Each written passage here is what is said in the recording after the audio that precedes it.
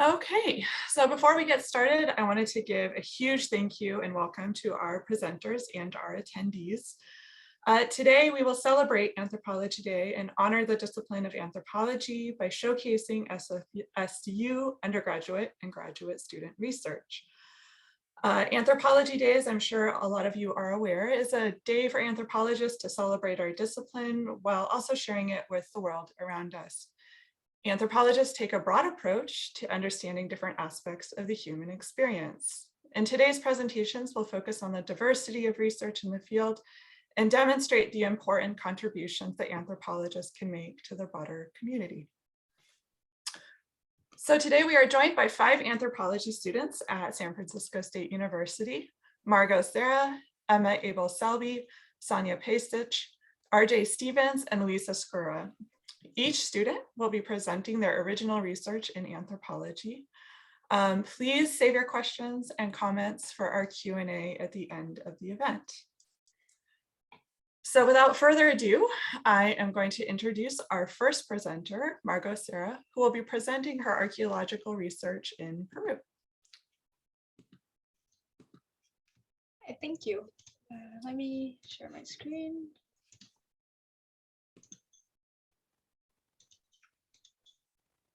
Okay, is that good?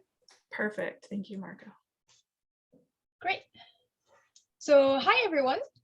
Today I will be presenting a preliminary outline of my MA research project on the paleopathological analysis of a commingled skeletal assemblage from the Cordillera Negra of Peru, and we'll discuss some of the methodological concerns and challenges connected with working with commingled human remains. So this research is part of the new Proyecto Arqueológico Ankash MIP, which is co-directed by Dr. Kevin Lane and PhD candidate Amandine Flamand. And this project will be the first large-scale bioarchaeological study and systematic excavation of Highlands communal funerary contexts dating to the late intermediate period. So it's between 1000 to about 1480 from the Cordillera Negra region. So here is a map of the Ankash Highlands of Peru, which is located in the north central Andes right here. Here is the Cordillera Negra, and here is the Cordillera Blanca. And so my research will mainly focus around the modern city of Pamparomas and the archaeological site of Quipia. There has been little archaeological research done in the area overall, most of it undertaken by Dr. Kevin Lane and colleagues over the past 20 years, and which include the archaeological test excavations at the Inca site of Intiauran, which can be seen here, partial excavation of a communal subterranean tomb at the site of Quipia, as well as extensive surveys recording settlements, funerary contexts, and hydraulic structures, all dating from about the Middle Horizon to the early colonial period, so between 600 and 1615 AD. Furthermore, so during these surveys, Lane and colleagues recorded dozens of communal funerary contexts from different types, containing commingled and semi-articulated human remains, some of them still partially mummified from the late intermediate period. So 2 of these types of funerary contexts are shown in this slide. The first one are machais, which are natural rock shelters formed by large boulders, boulders that were sometimes painted with a red pigment, as can be seen on this photo, and closed off by human-made stone wall. And the other type of structure are called chulpas, right here, which are really above ground constructed structures of different types. In this region, most of them are of this typologies, which are about rectangular with triangular roof, but they come in a lot of different shapes and sizes throughout Peru. Despite the ubiquitous nature of these funerary contexts, very few of them have been systematically excavated and their contents analyzed using rigorous bioarchaeological methods. This lack of scholarships stemmed in part from the fact that most of them were thoroughly looted during colonial times, especially following the 17th century Spanish policy of the extirpation of idolatry, which was aimed at destroying the revered mummies of ancestors, known as Maikis, hence the name of the project, and eradicate the practice of ancestor veneration, which was very central to Andean society and religion. In addition, a lot of these funerary structures were subject to modern disruptions by looters looking for archaeological artifacts to sell. So for this project, 2 machais, so these type, will be systematically excavated and analyzed, and potentially a chulpa will be tested depending on the time. Preliminary surveys of these 2 contexts that will be excavated revealed a significant amount of very well preserved commingled and semi-articulated human remains. So my MA project has 3 main goals. The first one will be the creation of a scoring protocol and database for the recording of pathological and trauma lesions observed in commingled and semi-articulated skeletal assemblages. Standardized recording protocols already exist, such as the one by Bjükstra and Ubelacher. However, most of them were not specific to this type of commingled context. In 2019, Dr. Anna Osterholz created an extensive relational database for commingled and fragmentary skeletal remains from the program FileMaker Pro. However, her section on paleopathology is quite limited, and therefore, so the first part of this project will be really to extend and create that pathology section so that it can better fit with this research. The second goal will be as discussed. So as I mentioned, really the preliminary pathological and trauma analysis of this wireless commingled skeletal assemblage following the excavation of the 2 machais. And the last part of the project will be the statistical analysis and comparison of disease frequencies from those different types of funerary contexts excavated and from different demographic groups when this can be determined. So working with commingled and fragmentary human remains creates a lot of challenges. They are very complex and time-consuming assemblages to excavate and analyze. The individual is often unobservable, and the unit of analysis of the bone element is the bone element, and even the bone section, depending on the level of fragmentation. The use of standard methodologies to estimate sex and age is greatly limited, as they typically rely on the analysis of a combination of different osteological indicators located both on the cranial and postcranial skeleton. In terms of pathology, differential diagnosis of skeletal diseases are extremely challenging due to the inability to analyze the distribution of pathological lesions across the entire body. Because of this, a lot of researchers, including Osterholz, have relied on so-called indicators of stress, such as nutritional deficiencies, observed on defects on teeth, or non-specific general infections, or retarded bone development to explore what they term the health of the society or population being studied. However, recent articles such as the one published by Edinburgh and Rando in 2020 have really questioned the reliability of these stress markers and the suitability of the concept of stress and even of health in the study of pathology of archaeological skeletal remains. As they describe, the absence of observable skeletal lesions on an individual cannot be used as a direct proxy for health or for a complete lack of diseases, as many diseases do not leave marks on bones. So it needs to be dealt with more nuance and more critical analysis. Despite these challenges, the publication of these 3 edited volumes, in addition to a multitude of other research articles, have led to promising theoretical and methodological advances in the study of commingled skeletal assemblage. However, the paleopathology studies of such contexts that go really beyond an anecdotal recording of observed pathology or studies of indicators of stress are still limited, and especially in the Cordillera Negra region of Peru. Therefore, the current project hopes to contribute to this small but growing literature by performing an in-depth survey of all the skeletal diseases observed in this funerary context and get a better understanding of what type of skeletal diseases the Huaylas people of the Cordillera Negra region suffered from, and whether certain diseases may have been more frequent in terms of demographic group, so for example, sex, age, or potentially ethnicity, if it can be inferred through studies of cranial vault modification styles, for example. And whether these differences could be indicative of, for example, differential access to resources or treatments, or in terms of trauma, interpersonal violence, for example. So a lot of research topics can be explored from this data set. So the current phase of this project, so from now to April, will involve the creation of a paleopathology database based on Osterholz FileMaker sheet, as well as a preparation of the field season that will be happening this summer. And then from May to August, myself, my colleague Amandine Flamand, and an international team of Belgian and Peruvian archaeologists and students will carry out the excavation of these two machais and then the preliminary post-excavation and laboratory analysis of the recovered material.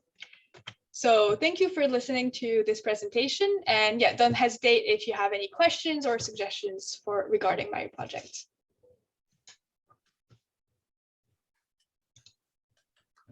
Thank you so much, Margo, for presenting your project. This is such a fascinating and important research project, and I know, are all looking forward to updates at the end of your field season this summer. So thank you.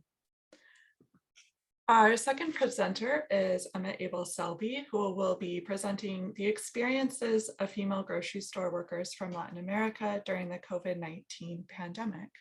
So I'll turn it over to you now, Emma.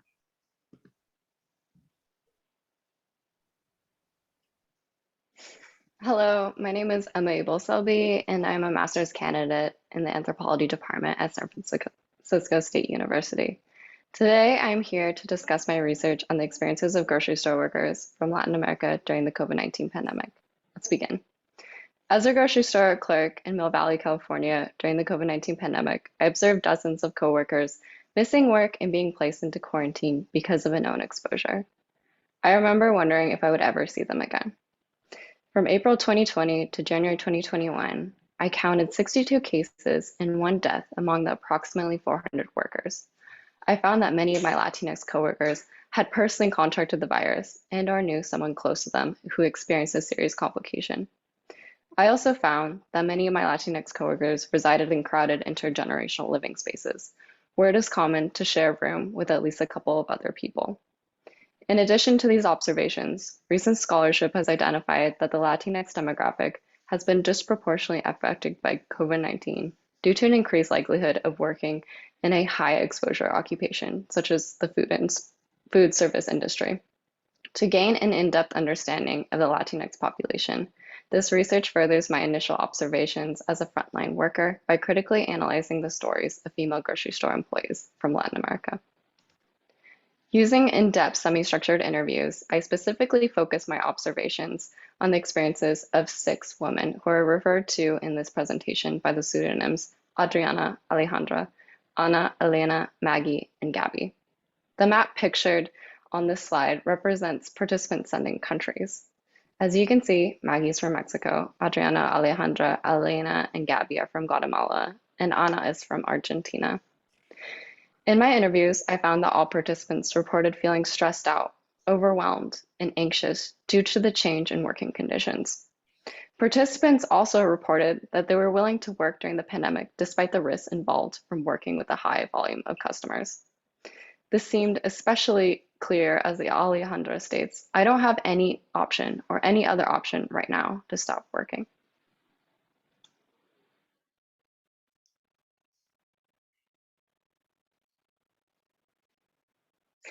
Every time a grocery store employee clocked in for a day's shift, they were required to answer a verbal questionnaire and have their temperature checked. This questionnaire inquired whether or not the employee had COVID-19 symptoms, had a known exposure to the virus, or had been recently tested. For me personally, I always felt as though I was experiencing a COVID-19 symptom upon arrival for my shift. I could never tell if it was because of the working conditions and was experiencing stress-induced symptoms, or if I actually did indeed have COVID-19. In some instances, I remember coworkers nearly failing the daily questionnaire. because they were having an allergic or asthmatic flare-up.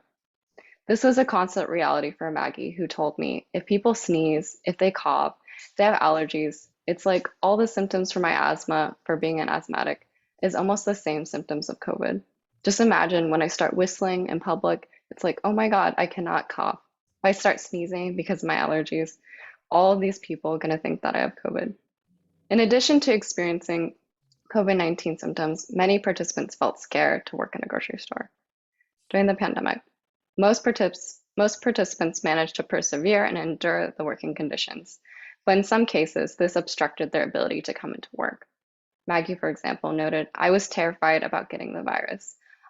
When all this madness started, I remember I didn't want to go to work. I reduced my hours, and then I was about to cry every time I was going to leave my car. I didn't want to go. As a result, Maggie ended up taking several months off to recover. On the flip side, some participants also stated that working allowed them a sense of normalcy in their lives. This was the case for Elena, especially, who, like myself, used her work as a place to interact with friends and maintain social interactions. During our conversation in February 2021, Elena told me, I need to see people. I need to talk to people. And even though we don't, go to parties and things like that anymore, I don't miss that much. But I do need one-on-one interaction, and I need something. In my ethnographic interviews, participants additionally reported not feeling completely safe working in the beginning of the pandemic. This was mostly due to fear of contracting the virus and lacking formal safety protocols. The physical barriers pictured illustrate the safety procedures and measures initiated within the grocery store. The plexiglass barrier was installed in the beginning of the pandemic as a means to protect grocery store employees from customers. In our conversation, Elena told me, I wouldn't say it's, 100%, foolproof. And I'm sure if every night when I close, I often sanitize those barriers and I can see people spit. In contrast to the plexiglass barriers, the dividers in between cashier registers were placed several months into the pandemic. This particular method was used to safely increase the number of cashiers working within the grocery store. However, this method was not exactly sound. Because the dividers were flimsy and unstable, they oftentimes fell on top of grocery store clerks. Although the dividers did not seem to cause injury, they were often a hindrance and made me and my coworkers feel cramped and relatively claustrophobic.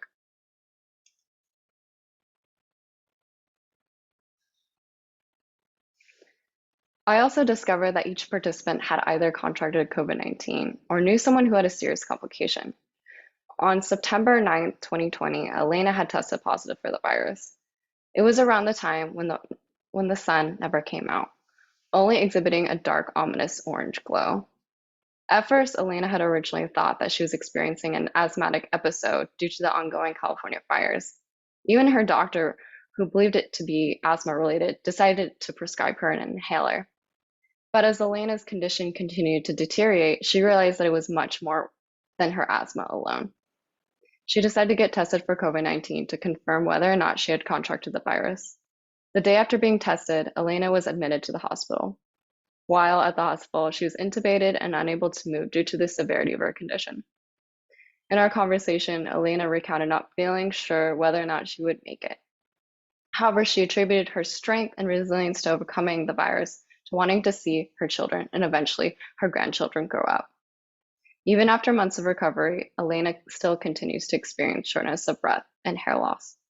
In reflecting back on the event, she said, that morning I woke up with some chest pain, but then it does happen to me every time during the fire season. And then, so the doctor and I thought it was just, my asthma flaring out. And then he actually sent an inhaler. So I went and grabbed an inhaler, didn't know I was actually sick. I didn't have any other symptoms. I just happened to, feel like the chest compressions. And I went to work normally and the inhaler seemed to work. Throughout the day, I felt like, it was getting harder for me to breathe, but it was getting harder for anyone to breathe based on, the circumstances outside. And I was wearing an N95 mask along with my regular mask. And I felt like that wasn't even enough, that I couldn't get any more air. I did finish my shift that day. That night, I came home and it felt weird, like my body was different.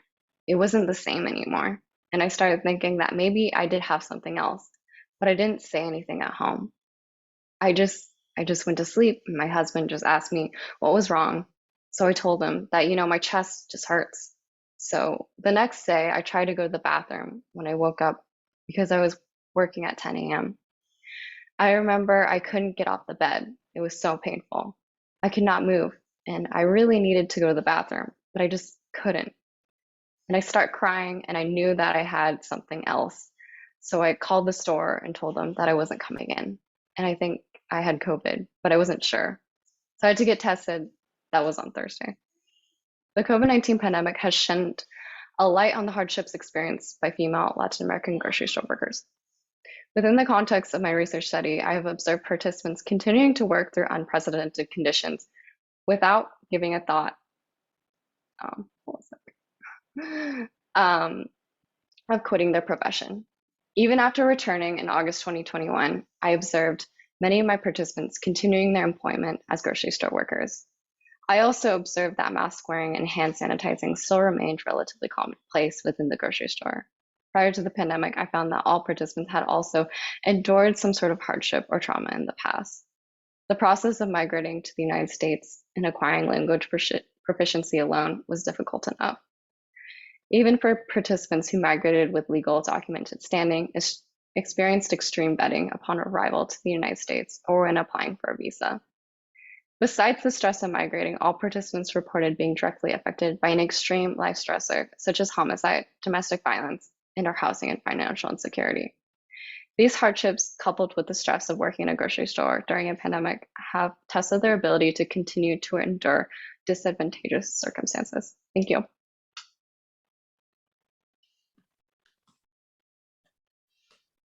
Thank you, Emma. Thank you for sharing your really excellent and really important research project with all of us. We will have some time for Emma at the end for questions and comments on her research. But we are going to move forward to our third presenter, who is Sanja Pesich, advocating for loved ones in Santa Clara County, Emic perspectives of families living with a mental illness. Thank you, Dr. Reifschneider.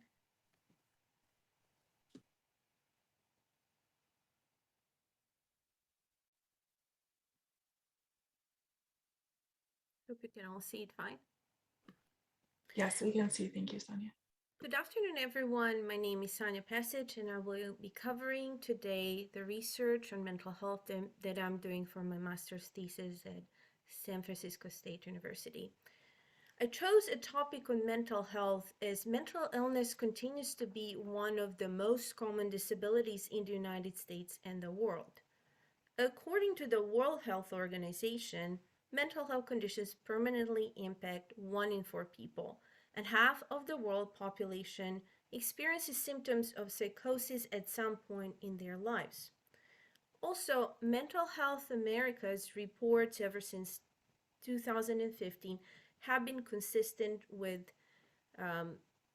pointing that only 24% of all adults that live with a severe mental illness have some kind of satisfactory health treatment.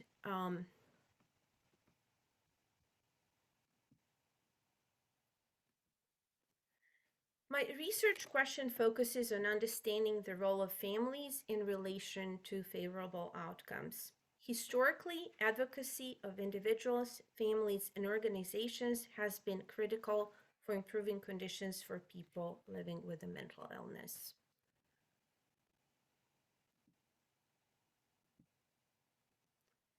If we compare research in mental health and neuroscience with biomedical research, mental health and neuroscience research falls far behind. During the 20th century, life expectancy significantly increased as many common diseases were addressed. Yet, science has not made an adequate progress in understanding the cause and reduction of most mental disorders so far. We compare the impact of mental illness according to the disease burden with other illnesses. That means years of life lost to illness, disability, or death. Mental disorders are among the top 5 illnesses that contribute to the world's largest disability burden. They're right next to cardiovascular diseases, infectious diseases, neonatal disorders, and cancer. But the progress made so far in mental health treatment options didn't only happen because of the progress in neuroscience. It's very important to account for the evidence-based practices and support from family members. Here's why family activism is so important. Because of family activism over a period of 3 decades, we now have legislative acts such as the Individuals with Disabilities Act and Americans with Disabilities Act. They allow families with disabled members to take care of them at home. As a result of activism, many people living with disabilities were released from institutionalized care and started receiving community-based treatments with outpatient visits. However, despite the many benefits for people impacted by disabilities, community-based care translated to greater responsibilities for their family caregivers. With the institutionalization of asylums and mental health hospitals in the 1980s, mental health patients ended up receiving most of the care in their communities, with families bearing the burden of care. Another important aspect of activism is that families have been able to help their loved ones in crisis situations. Families that go through so-called phases of acceptance, as well as educate themselves about mental illness, become empowered to help their family members. Through education and support groups, family members learn how to become successful negotiators in doctors' offices, as well as advocates with politicians and members of the media. And finally, advocacy can happen in an organized way through organizations such as National Alliance on Mental Illness. Formed by concerned parents of adults diagnosed with psychiatric disabilities in 1979, this organization is now present in all 50 states. The mission of Nami is to eradicate mental illness and to enhance the opportunities and lives of people who experience mental illness. Nami provides support to families impacted by mental illness through free educational classes, support groups, and outreach events.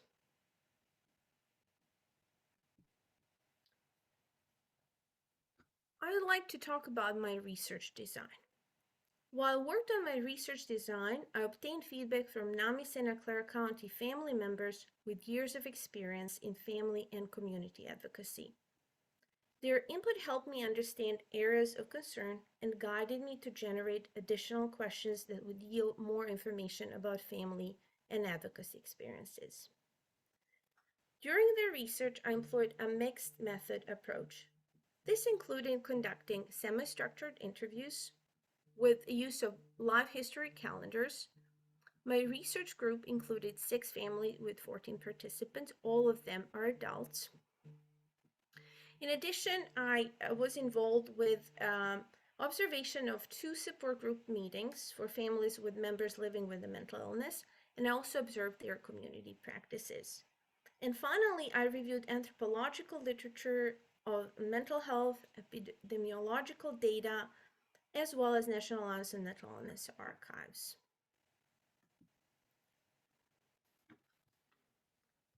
So method 1, semi-structured interviews. They provided an opportunity to ask all families the same basic questions while allowing for enough flexibility to capture personal experiences. I conducted interviews with 6 families, as I mentioned, with a severe mental illness, such as bipolar 1 and 2 disorders, schizophrenia, and schizoaffective disorder. I divided my participants into 2 groups: relatives with a lived mental illness experience, and the second group, family members who play a supportive role. Each interview lasted between 45 and 75 minutes. Prior to conducting interviews, I asked all participants to complete life history calendars. I chose to use life history calendars to allow participants control over what type of information they wanted to communicate. Previous research showed that life history calendars proved to be user-friendly instruments that help collect a lot of data within a short period of time. And this is one example of a life history calendar completed by one of the parents who participated. You can see that a lot of information was included about life events and the personality traits of the relative living with a mental illness. In addition, I attended 2 support group sessions and observed events organized through Nami Santa Clara County. This was taken from the Nami Santa Clara County website, doesn't necessarily represent what group I attended. I just wanted to illustrate there's a lot going on through Nami. Right now, I'm in the process of reviewing about 150 pages of transcripts, but some preliminary results show that study participants living with a mental illness demonstrate an acute awareness of their mental health condition and how it impacts their lives. A few provided specific details about the circumstances surrounding the occurrence of psychosis, hospitalization, and confrontation with the police. It is interesting that all that information was corroborated by their family members. I want to pause here for a moment so you can read advocacy definitions of 2 of the study participants impacted by schizoaffective disorder. I'm doing it this way on purpose because I think we have a lot of misconceptions about what people who live with a mental illness can do and cannot do.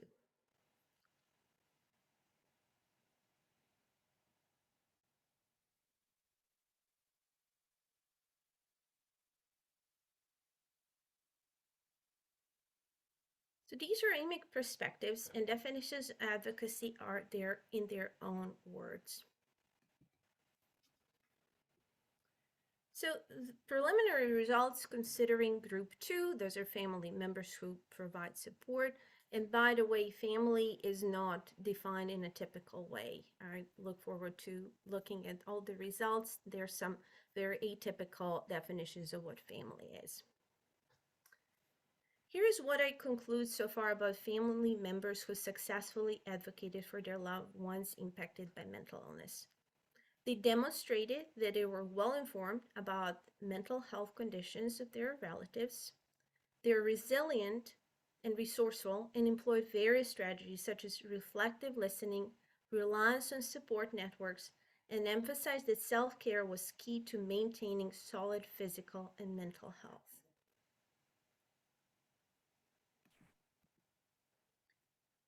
The preliminary study results show that informed family members were able to better advocate for their loved ones impacted by mental illness. They advocated for their family members with medical health providers, with law enforcement, but also with extended families and friends. An interesting discovery was that efficient advocates generally exhibited a good ability to advocate, both for themselves as well as for the others. And I'd like to really thank Nami Santa Clara County members for their time and commitment to this project. All right, thank you so much, Sanja, for sharing your research project. I know we all look forward to seeing the final results of your research and also learning a little bit more during our Q&A session.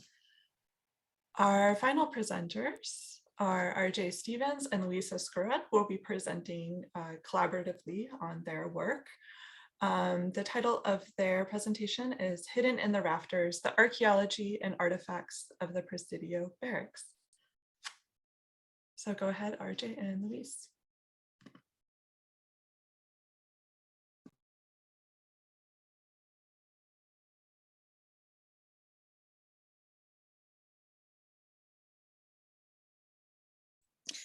Okay, hi guys, good afternoon.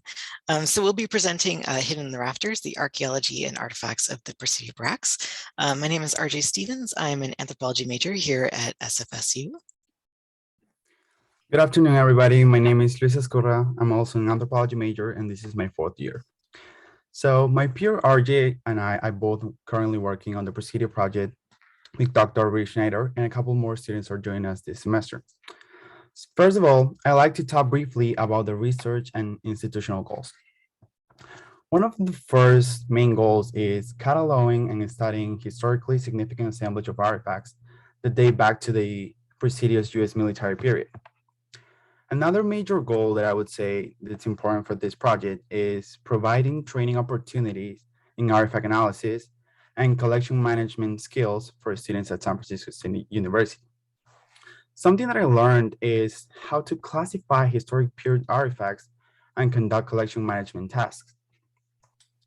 Another goal that I feel that it's really important, it would be strengthening institutional relationships between San Francisco State and local agencies. For example, the project will benefit the Presidio Trust by ensuring that artifacts are cataloged, analyzed, and available for public display.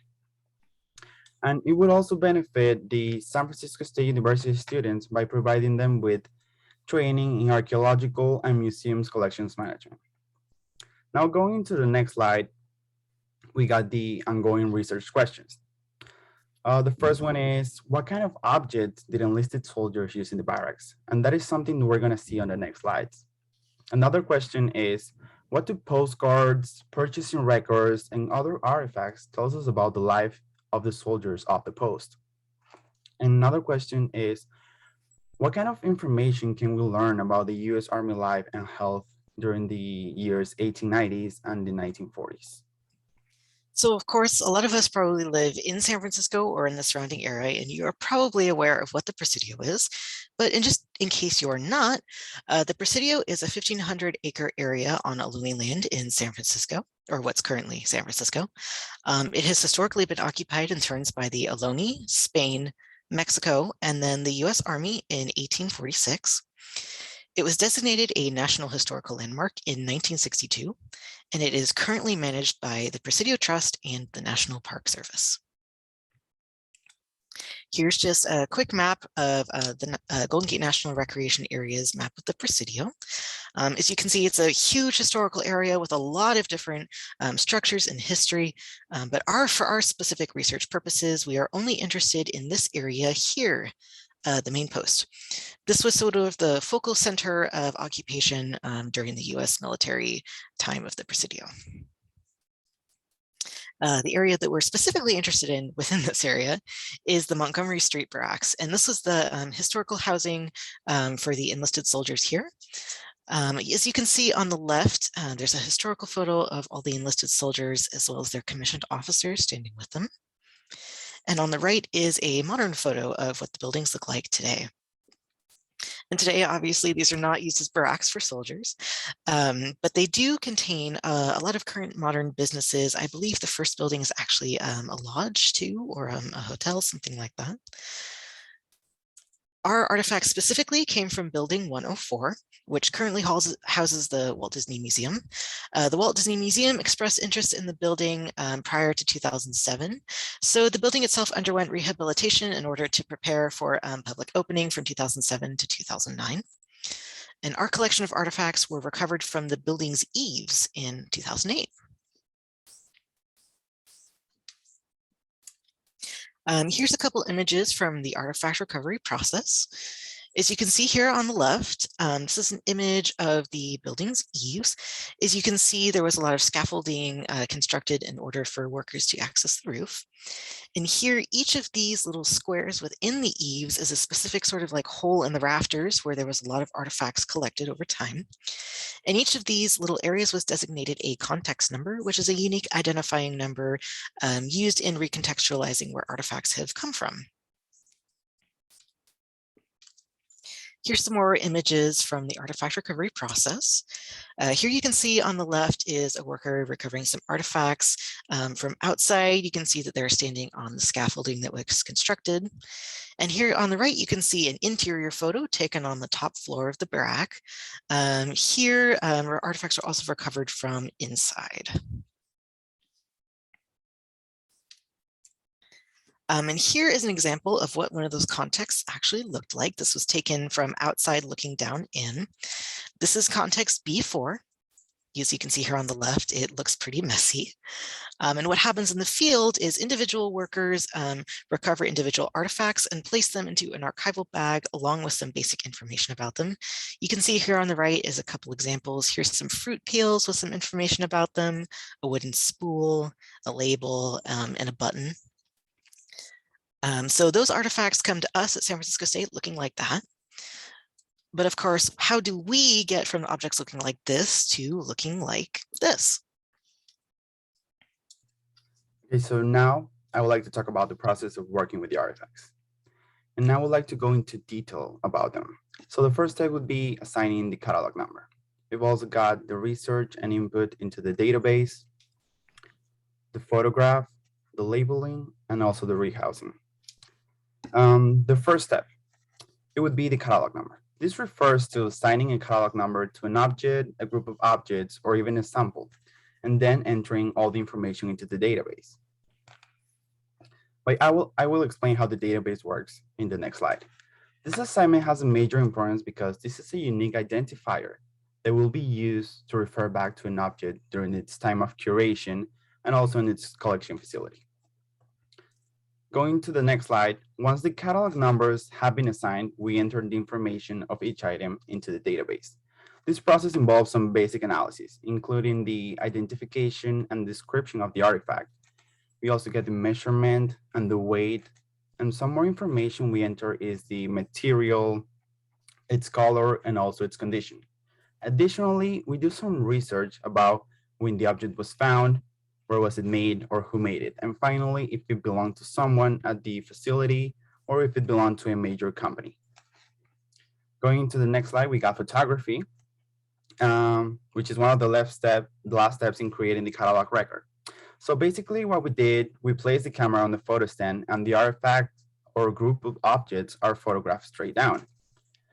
So the objects are placed on a neutral background with a metric scale, a color card, a printed catalog number that has to include the frame of the photo. I'd like to talk about some of the advantages of photo documenting the collection. For example, we get a visual documentation that can be used by conservator to access the stability or deterioration of an object through the time. And finally, we get a detailed record of how each object makes the collection management more efficient. Going into the next slide, we got the labeling part. The artifacts are labeled directly if it is glass or ceramic, but if it is fabric or paper, then they are labeled with the tag or with the stiffener label. Right after that comes the last step, which is rehousing the artifacts. We choose a new bag, and then we write the project name, the context, and the catalog number at the top of the bag with a permanent marker. And at the end, the excavated artifacts are reorganized and rehoused for permanent storage. So of course, that's sort of our day-to-day livelihoods in the lab. But of course, we do want to keep our broader research questions in mind when we're thinking of these artifacts. And for that, we turn to our object biographies. And object biographies are end of the semester reports that each intern puts together for a specific object that they take an interest in.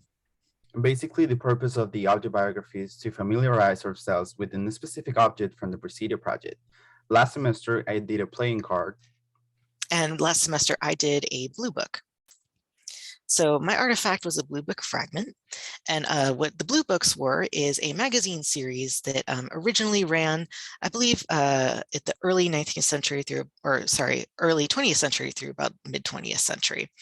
This particular item was a fragment of a Blue Book magazine, volume 32, number 3, which was originally published in January 1921. The Blue Book magazine series was a pulp magazine series that primarily published short fiction stories. And at the time, it was known as one of the best-selling and highest acclaimed magazines. I took a particular interest in this artifact because it is so rare for us to actually find something that we can, date, find exceptional information about. And I just thought this was fascinating, especially when I dove deeper into it. And this was important to us because it let us know that soldiers were finding things to do during their downtime, specifically that objects like Blue Book magazines and other cheap forms of entertainment were available to them. They may have gotten them, in magazine stands around the city, corner stores, they could have been mailed to them even. We think that maybe this functioned primarily as a form of entertainment, but could also be, an escapism mechanism from kind of the humdrum life of being in the Presidio every day. We also know that reading and literacy rates were rising during this time, especially in the U.S. Army, as the Army was starting to, have more requirements for joining them. So the presence of things like books and whatnot in the Presidio also reflects that. And finally, something that I found really interesting is that pulp fiction, as we know it today, was actually a huge part of kind of ongoing pop culture at the time. We still use the term pulp fiction today to refer to fiction that might be considered lowbrow, a little bit sleazy, and that actually comes from pulp fiction novels and magazines like this, because they were a cheap form of entertainment and often garnered the reputation of, you know, being a little lowbrow, a little bit sleazy, cheap, you know, lurid at times. But a lot of really important authors like Agatha Christie, excuse me, got her start from writing in blue books. And as such, a lot of really important pop culture cornerstones like superhero novels, science fiction, and figures such as superheroes, Zorro and Tarzan actually got their start in pulp fiction. And now Luis will talk about his. Okay, like I was saying, I did my object biography and my research on a playing card. So as you can see, the condition of the card is almost complete. There's some missing parts on the edges, and it also has some stains in the back or also in the front. In regards to its production history, in 1835, Cohen began to print playing cards in his stationery shop. He invented the machine that changed the card industry forever. He also dominated the playing card with a higher production and better quality than anybody else. Now talking about its manufacturer, which is the New York Consolidated Card Company, located in Long Island, New York. The company was founded in 1871 with the firms of Samuel Hart and Company and John J. Levi and Lawrence and Cohen. Also, in the year of 1878, the New York Card Company went to the Paris Exposition and won the medal for the Squeezers playing cards. Also, what I found really interesting is how the soldiers use the playing cards during their free times. This is something we assume that it could have been for gambling or any other kind of activity. And I would say that this was an object that allowed the soldiers at that time to bond with each other, because there was not much activities they can do during their free time. So that was something they got to do together. In conclusion, we researched the artifacts dating from the U.S. military occupation in order to understand the lives and health of historic Presidio occupants. And we're grateful for this amazing opportunity to learn artifact analysis and collection management skills through San Francisco State University. And we just wanted to say thank you to Dr. Ray Schneider, who we work with every day in the lab, as well as the Presidio Trust, our department at San Francisco State University, and for you guys for listening to our presentation. Thank you so much. Thank you. All right, thank you, RJ. Thank you so much, Luis, for sharing all the excellent work you're doing in the lab here at San Francisco State.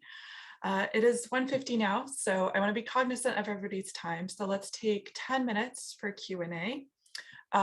Feel free to please raise your hands. I will try to get to everyone's questions in turn. If we do not have time to cover everyone's questions today, if you know one of the presenters, feel free to reach out to them. I'm sure they'd be happy to discuss their research with you.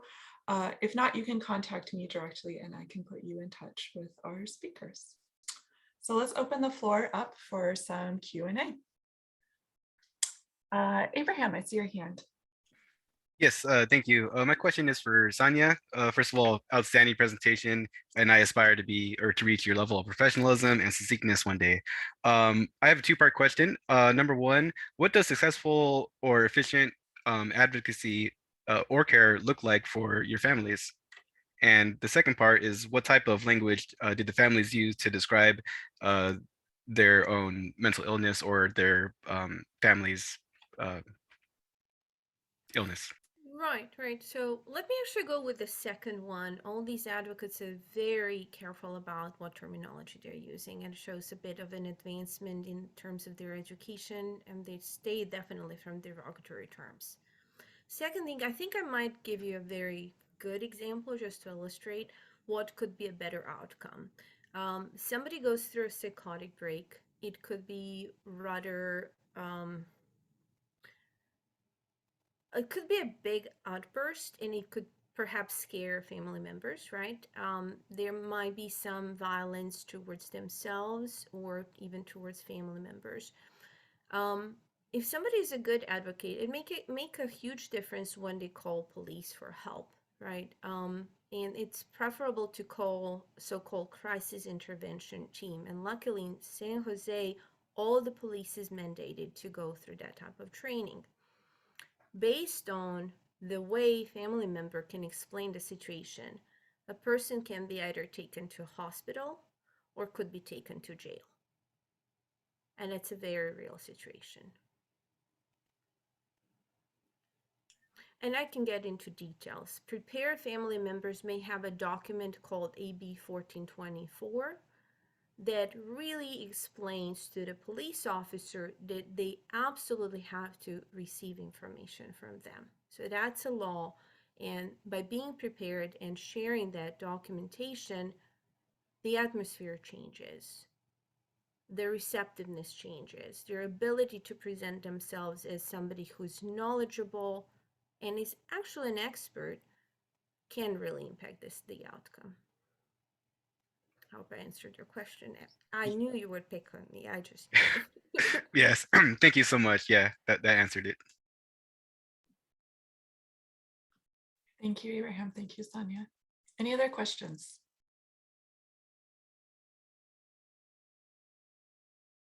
Yes, AJ. Hey, so this question's for Luis and RJ. Could you talk a little bit more about the context of these artifacts and how they ended up on the, and up above in the building in the first place? Yeah, absolutely. So we aren't entirely sure, but what we do know about the artifacts is a lot of them have this sort of illicit nature or whatnot. Like a lot of them are old labels from cigarettes or alcohol, or like Luis was mentioning, like card gambling games and whatnot, things that were not regulation in the Presidio. So we think that soldiers would have had access to the eaves, and especially on the top floor where they were sleeping at night. So we think they may have used it as sort of a stashing area to hide things that either weren't allowed in the barracks at the time, or as just sort of like a receptacle for garbage and whatnot. We do recover a lot of things that we could even today classify as garbage, a lot of like torn up paper and whatnot that's never been used. So we were thinking that soldiers would probably either have just tossed things up there that they didn't want anymore, or perhaps used it as a hiding place as well. Awesome. Thank you very much.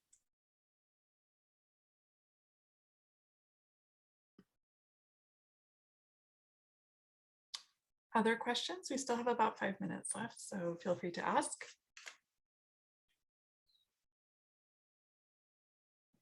Dr. Wilczak has a question.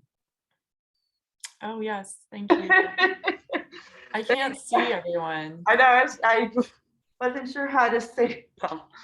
Go ahead, Dr. Wilson. All right. So, Margo, I'm going to put you on the spot, like pretty badly. So you'll have to forgive me. But you did mention some of the issues. Not, it's not just an issue of commingled. That just makes it worse. But also the issue you were alluding to.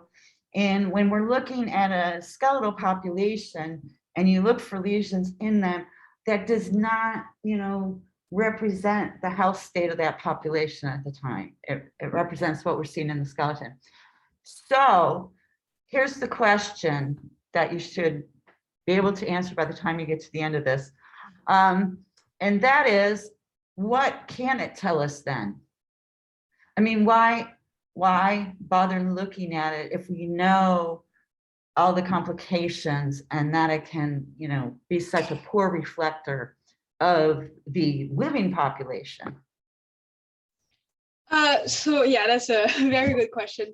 I think first of all, on the methodological aspect, it forces, like, working with these very complicated skeletal assemblages really forces us to revise certain methodologies that are used maybe in less challenging contexts. Here it is forcing us to do a very in-depth database. So I think it can be very valuable on a methodological, simply a methodological aspect, especially since these commingled contexts are very common, whether it's in Peru or in any other aspects of the world, and often they're put to the side or not studied simply because they are too challenging. So that's definitely something that can be useful. And then in terms of the population, it can't tell us anything about maybe the living population, but smaller scale about who the people were buried in these contexts. And here it is very preliminary. It is the start of research in this region.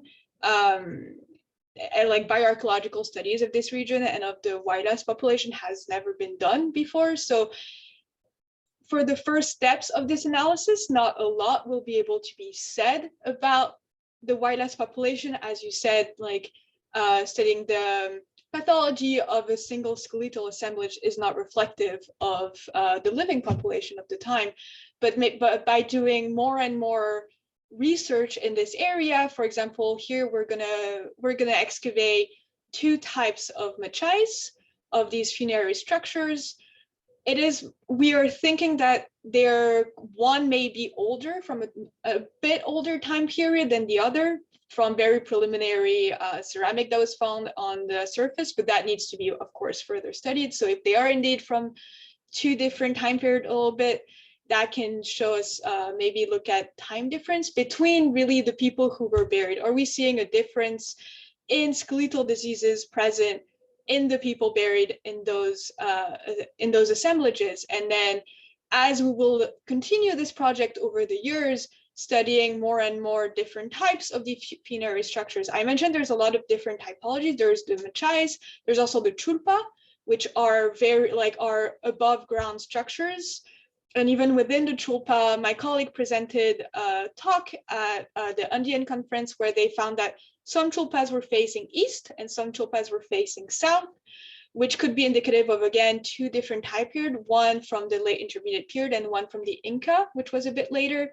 So I think by doing more and more analysis at different scales, whether it's pathological analysis, trauma analysis, but also analysis of the demography, who were the people buried in these tombs, then it can tell us a lot about mortuary practices, about their way of life, especially since we always think as from colonial texts, these structures are viewed as this is where the ancestors were buried, or where the Maiki, the one venerated ancestor, was buried. But there's also a lot of children and women and men. So really continuing to study more of these funerary monuments and those different types of funerary monuments, we hope to learn a bit more about the lives of those past population, whilst always taking into consideration that it doesn't represent the living, it doesn't represent how, like, the entire population. It is a very specific subsamples, like very specific people may have been buried in those structures. It's not a general representation of the entire population that lived there. I hope it kind of answers your question, but like you said, hopefully by the end of the project, I'll have a better answer. No, that's good. Thank you. All right, thank you, Margo. Oh, I see a hand, but Caitlin, I apologize. I might have to cut you off because we're right at 2 o'clock. But Caitlin, if you would like to ask a question, you can email me directly, or you could email the person you wish to ask. I'm sure they'd be more than happy to discuss their research with you. But I want to close by saying, or just giving a huge round of applause again to our presenters. Really, really well done. Again, thank you so much for your generosity in sharing your research and letting us know what students at San Francisco State Anthropology are doing. You all are doing such incredible work, and we look forward to tracking your future successes. And yeah, I echo Dr. Lincoln's chat. Congrats to all of you. For our attendees, thank you for coming, and thank you for supporting our students and our students' great work. So let's tie it up. Great job, everyone. Yeah. Thanks, y'all. Take care. Have a wonderful weekend.